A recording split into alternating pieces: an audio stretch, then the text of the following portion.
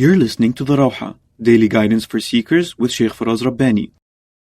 الرحيم الحمد لله رب العالمين وصلى الله وسلم وبارك على سيدنا ونبينا وحبيبنا وقرة أعيننا محمد وعلى آله وأصحابه وأتباعه إلى يوم الدين. اللهم فقهنا في الدين وعلمنا التأويل وألهمنا رشدنا يا رب العالمين. Alhamdulillah, in upcoming weeks, in our sessions of the Rawha, we're going to be looking at a brief treatise that deals with the heart of our religion, which is the sound heart. And the treatise is Imam al-Sulami's work, Uyub al-Nafs wa Adwiyatuha, or wa Mudawatuha, the blameworthy traits of the self and their cure. And we're going to begin by looking today, in the first of the sessions, at the author, the text, the author's opening, and his discussion about the three types of self. The author of this work, Imam Abu Abdulrahman al-Sulami, was one of the great Imams of Islam, one of the great Imams of Islamic spirituality, who died in the year 412 after the Hijrah. And he was, like the other great Imams of Islamic spirituality, he's a great, well-rounded scholar of Islam. He was an authority in tafsir.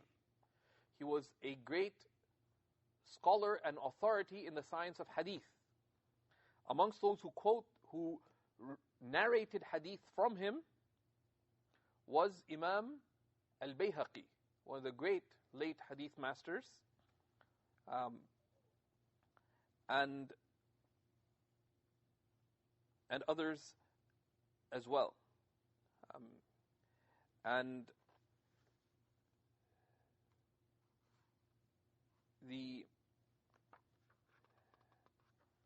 we can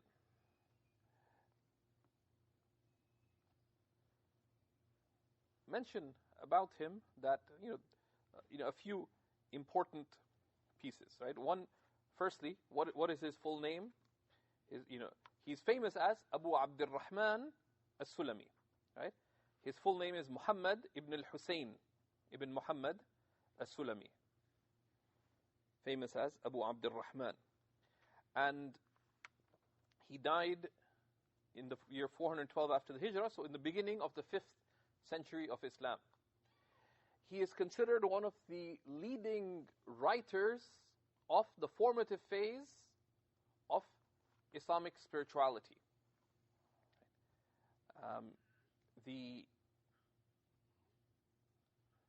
And he was one of those people who wrote on Islamic spirituality, who was an authority in so many major Islamic sciences, which is why the scholars paid a lot of attention to his works. One of the things that distinguished his works, that though an early work, he wrote many brief works. Amongst them, this work, which is a very seminal work, Uyub al-Nafs, the blameworthy traits of the self. So many of his works were brief, yet on critical topics. So he wrote, amongst the other famous works of his, he wrote a book called Adab al-Suhba, the proper manners of keeping company. And this is a central topic in Islam. But the work is not a very long work. It's less than 100 pages. Other of his works that are, and that's translated into English, he wrote a famous work called Kitab al-Futuwa, the book of chivalry. That's translated in a simplified translation as well. And again, a critical Islamic value, futuwa, what it means to be a person of nobility and noble concern. Right? And so that's one of the reasons for the benefit of his works. That he chose critical topics, and his works were brief, they're comprehensive. He gathered a lot of the quotes of the great authorities before him, having himself written, amongst other works, one of the early biographical dictionaries of the great masters of the spiritual path. So that made it, so he endeavored to gather the words of the great imams of the spiritual path, etc., on different subjects, and you find his works filled with that, with that benefit. We will see that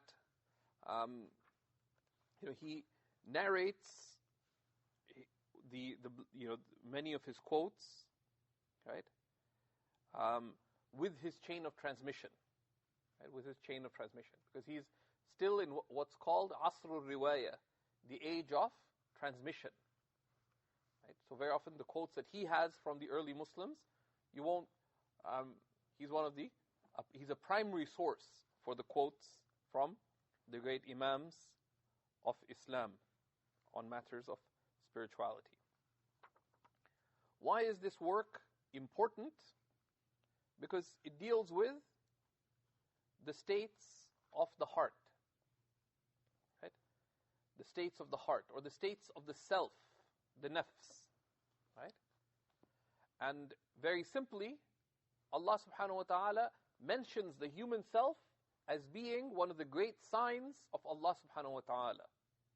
وَنَفْسٍ وَمَا سَوَّاهَا. Allah subhanahu wa ta'ala swears by the nafs. وَنَفْسٍ وَأُقْسِمُ بِنَفْسٍ بِالنَّفْسِ. I swear by the self. And everything Allah swears by is a great sign of Allah subhanahu wa ta'ala.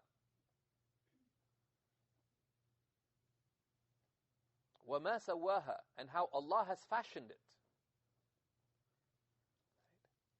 So the self itself is a great sign of Allah in how it was created and in its potential to be conscious of Allah, be close to Allah, be pleasing to Allah. Right? فَأَلْهَمَ وَمَا سَوَّاهَا. And how Allah has fashioned it. So that it's a sign of Allah and it has a potential. What is the potential? قَدْ أَفْلَحَ مَنْ زَكَّاهَا. Truly successful is the one who purifies it. قَدْ أَفْلَحَ مَنْ زَكَّاهَا. Truly successful is the one who refines it. Tazkiyah is refinement or purification. وَقَدْ خَابَ مَنْ دَسَّاهَا. And truly a failure is the one who corrupts it. So this is one of the most amazing verses in the Quran, that there's one criteria for success and failure in life. If you are able to refine yourself, right, the self, the nafs, your state with Allah, you are successful. And if you fail to do that, you are a failure. Right? So this work is significant because it is a brief work. He looks at 69 blameworthy traits of the self. He begins with some of the most important ones. Right? So it is comprehensive, yet brief, on one of the most important subjects of Islam. It has a clear structure. He begins, rahimahullah ta'ala, with an outlining of what the self is, and that there are three types of self. The human self, which has been classified in many different ways. But he says there's three different types of self. And what the distinguishing traits of each of these are. Then he looks at 69 blameworthy traits with their cures. And that's the other thing. He doesn't just say, well, this is a blameworthy trait. How do you get rid of it? How do you get rid of it? And he uses very careful language, right? These uyub, these blameworthy traits, these are not traits that you change. These are not traits that you remove. These are traits that you cure. Why? Because the heart, the spiritual heart, like the living heart, has things that give it good health. And treatment takes time, right? And they're cure, right? So this is, this is an important insight, that the treatment takes time. And we'll be looking throughout at their opposite. What are the virtuous traits? Because the reason to highlight the blameworthy traits is to rid oneself of the blameworthy traits, but also to acquire the praiseworthy traits. So we will be touching upon those as well. We'll look at the author's introduction, and he tells us about the importance of purification of the self, and then the 3 types of self. So, regarding the importance of the purification of the self, the author says, rahimahullah ta'ala, Alhamdulillahi awwalan wa akhira. All praise is due to Allah in the beginning and in the end. وَصَلَّى اللَّهُ عَلَى سَيِّدِنَا مُحَمَّدٍ بَاطِنًا وَظَاهِرًا. And may Allah bless our Master Muhammad inwardly and outwardly. وَعَلَى آلِهِ وَسَلَّمَ تَسْلِيمًا كَثِيرًا. And upon his folk, and grant complete, abundant, and constant peace. Right? And this is of course a beautiful rhetorical device. He says, praise be to Allah in the first and the last. So, and you'd expect that if someone to say, and may Allah bless the messenger outwardly and inwardly. That's a normal order. Okay? ظاهرا وباطنا. But he flipped it around. Not just for stylistic purposes, but Allah bless the messenger inwardly and outwardly, pointing to a reality which is that outward well-being emerges from inward well-being. And so he flips. You normally say ظاهرا وباطنا. So باطنا وظاهرا, Allah bless our Master Muhammad inwardly and outwardly. As Imam Junaid said about the akhlaq of the Prophet ﷺ, why was his character tremendous? Because he had no concern but his Lord. And what made the character and conduct of the Prophet ﷺ tremendous? It was the nature of the state of his heart with Allah subhanahu wa ta'ala. And he says, Alhamdulillah alladhi arrafa ahla safwatihi uyuba anfusihim. All praise is due to Allah, who made his purified servants come to know the blameworthy traits of their self. Right? وَأَكْرَمَهُمْ بِمُطَالَعَةِ غَدْرِهَا. And who inspired them, right? And who honored them by showing them its treacherous ways, its ghadr. Right? That yourself has blameworthy traits. So for you to be conscious of one blameworthy trait of yours is better for you than for you to be conscious of 100 praiseworthy traits that you have. Because you can't do anything much with your praiseworthy traits. But one blameworthy trait that you recognize, you can change for the better. And who's honored them by knowing its treacherous ways. وَجَعَلَهُمْ أَهْلَ الْيَقَظَةِ وَالْإِنْتِبَاهِ. And who has made his honored servants people of wakefulness and awareness. لِمَوَارِدِ الْأَحْوَالِ عَلَيْهَا. Of the states that affect the self. And there's things that happen to you that manifest good traits, and there's things that happen to you that manifest your ugly traits. So the people Allah favors, they become aware of the things that happen in their life that trigger good qualities or that trigger bad qualities. وَوَفَقَهُمْ لِمُدَاوَاتِ عُيُوبِهَا. And who has granted them the success and facilitation to cure the blameworthy traits of their self. وَمَكَامِنِ شُرُورِهَا, and the deeply hidden evils. How? بأدوية تخفى إلا على أهل الانتباه, through medicines that are hidden from other than the people of heedfulness. Why? لمعرفتهم بدائها, because the people of heedfulness are aware of what the blameworthy traits are. They've considered them. So then they recognize their cures. Right? Who recognize their ailments. And also, وَاشْتِغَالِهِمْ بِطَلَبِ دَوَائِهَا, and because they busied themselves with seeking to heal their own blameworthy traits.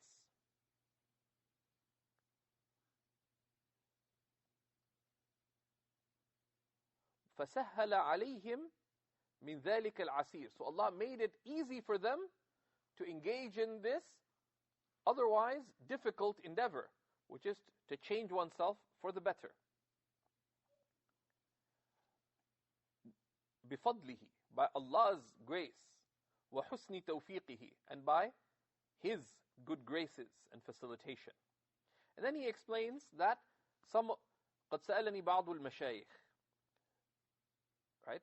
Some of the scholars have asked me, right? So,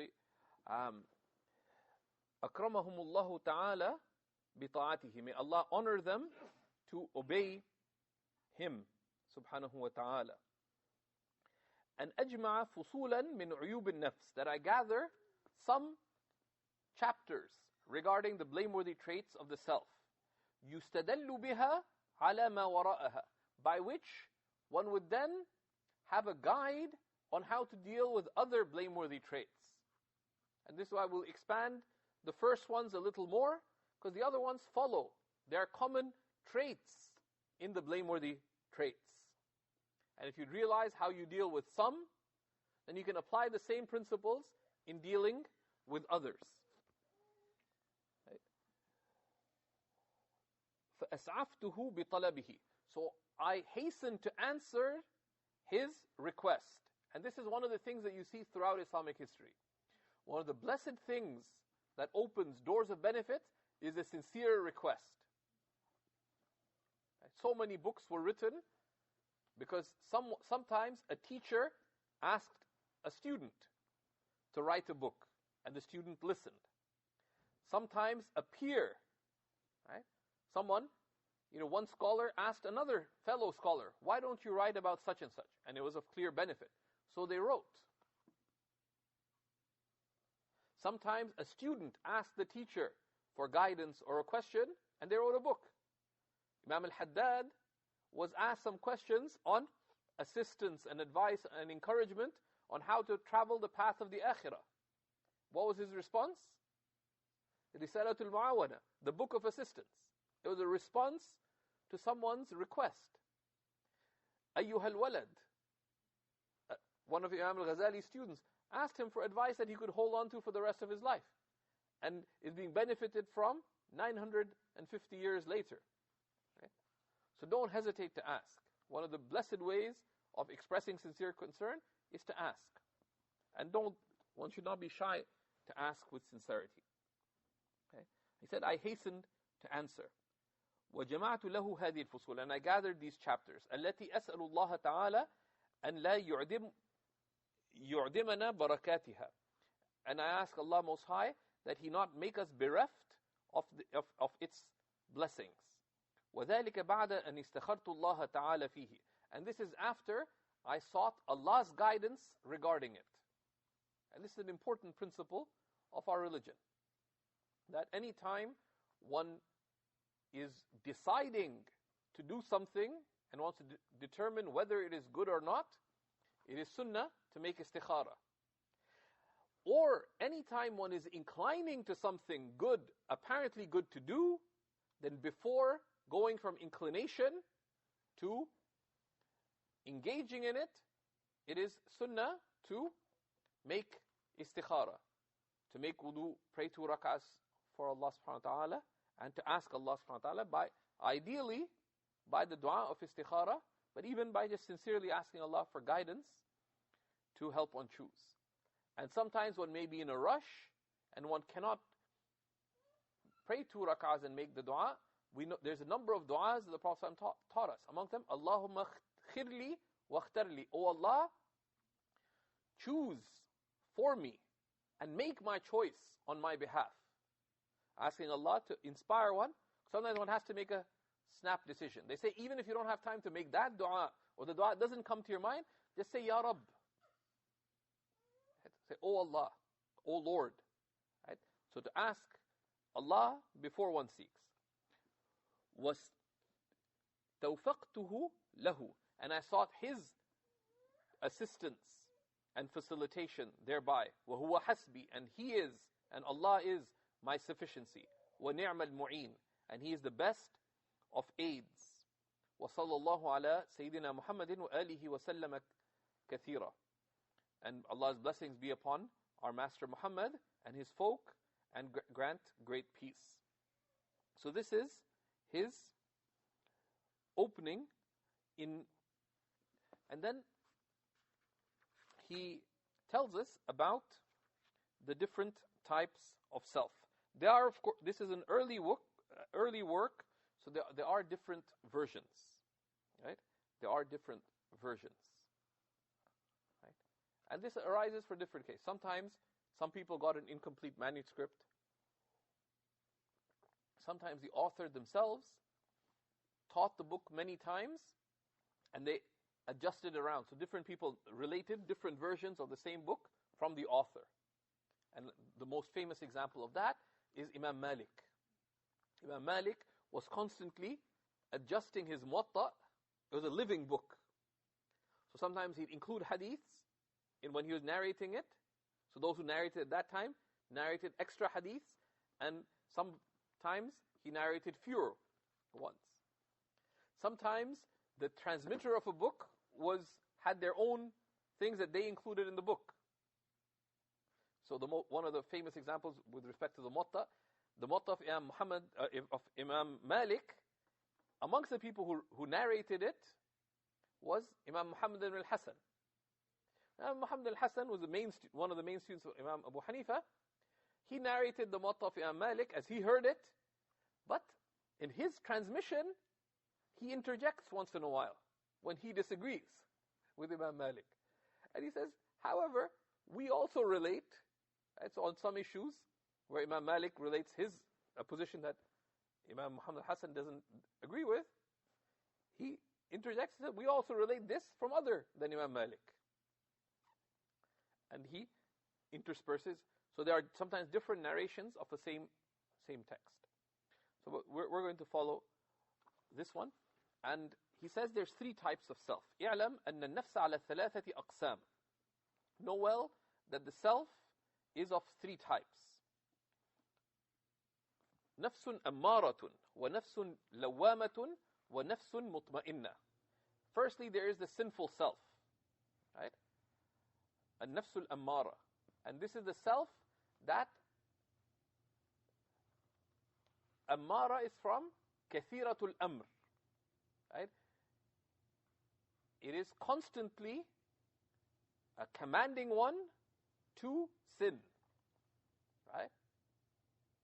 So the self that is constantly commanding towards sinfulness, right? That is, that if you're trying to walk the straight path, the nafs al-ammara, if you pass by 10 sins, it'll encourage you to do several of them, and it'll remind you, hey, you didn't do such and such, right? It's constant. That is its constant inclination. The second is the nafs al-lawama, the reproachful self. The reproachful self is the self of a believer who has at least some inclination towards the good. So if he does commit sin, it reproaches itself for it. So you're trying to walk the straight path, and you're committed, I'm not going to do the sinful things. But you may stumble once in a while. But if you do stumble, you will blame yourself for it. Say, shouldn't have done it. That's the reproachful self. And then we have the nafsul mutma'inna, the restful self, which is the self that has been disciplined. So it no longer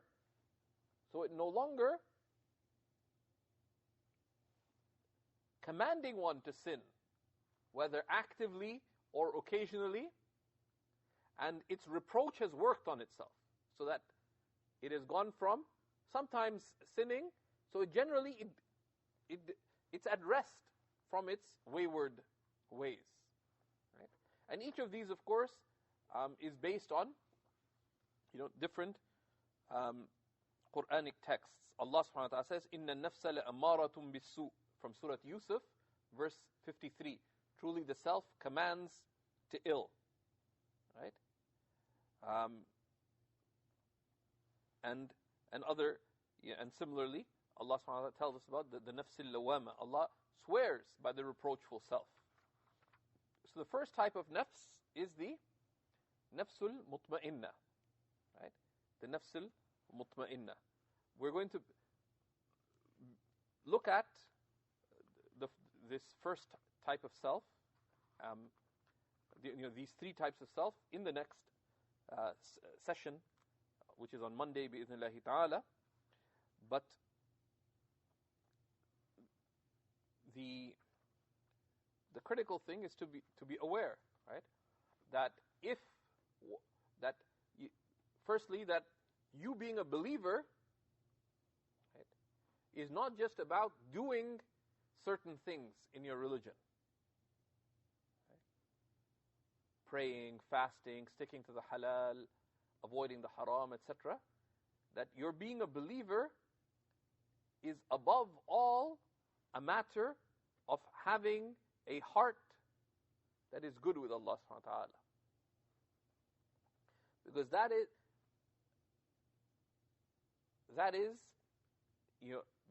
the heart is the soil in which the seeds of faith are planted, as is clear in the Quran. So if you seek good fruit in your religious life, right?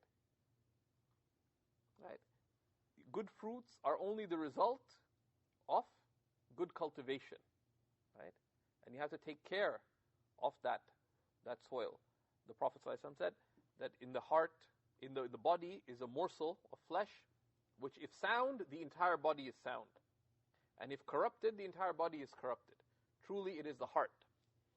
So, our understanding of spirituality, of purification, is not just that this is an add-on to the religion. That once you do everything else, then now let's beautify our religion. So this is not just this is also the dimension of sophistication. Right? That first get your religion going and then make it sophisticated. Right? That yes, there are some things that one prioritizes. One must have the right belief.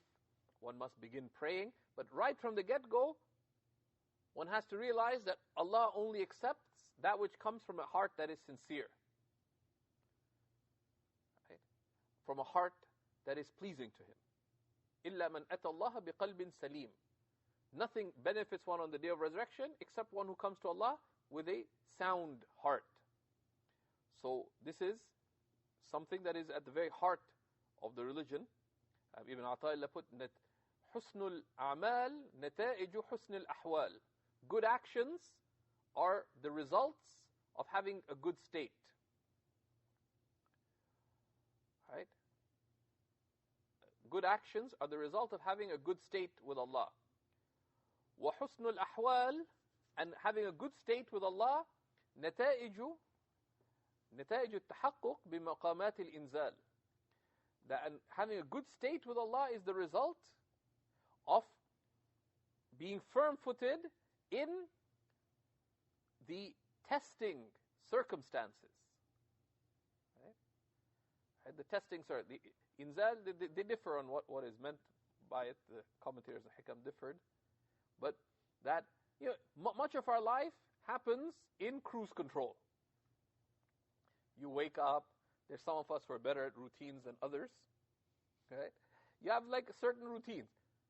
But the test of life are when things go wrong. Right? And spiritually, there are testing moments. And good states arise from how you respond to those testing moments. Right? Which is when you have to, in the old days, when you had to get off your horse and fight it out. Right? That's when it will be seen whether the short sword was a good decoration item or you could actually do something with it. So, good states are the result of you being able to be firm-footed in those testing circumstances. And all of life reduces itself down to certain tests and the choices made in those testing moments. Everything else just acts out the consequences of those testing moments. So we'll be looking at these three types of self, the nafs, and he lists them from the lower to the higher. The nafs al-lawama, the self that commands, the nafs al-ammara, the self that commands to sin. Then the nafs al-lawama, the reproachful self.